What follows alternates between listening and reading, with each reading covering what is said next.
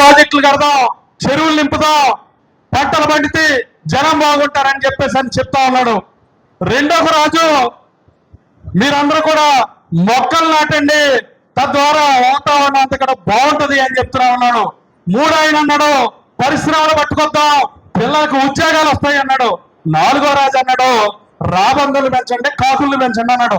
అర్థం కాల ఏంది ఇది అని. కాకుల్ని రాబందులు పెంచితే శవం ఎక్కడుంటే రాబందు ఎక్కడ ఉంటది, శవం ఉన్న అక్కడ లేదంట. రాబందుల్ని కాకుల్ని పెంచుదాం, కాకుతో కబురు పెడితే నేను వస్తా అన్నాడంట. మొదటే చెరువులు ప్రాజెక్టులు అన్నదేమో చంద్రబాబు గారు, మొక్కలు పెంచుదాం అన్నది పవన్ కళ్యాణ్ గారు, ప్రాజెక్టులు పరిశ్రమలు దాని లోకేష్ గారు, అయితే రాబందులు పెంచుదాం అనేది జగన్మోహన్ రెడ్డి గారిని సందర్భంగా తెలియజేసుకుంటూ, రాబందులు పెంచేవాడు కావాలా, అభివృద్ధి ఇచ్చేవాడు కావాలని మనందరం కూడా ఆలోచన చేయాలని చెప్పేసి తెలియజేస్తూ సెలవు తీసుకుంటున్నా.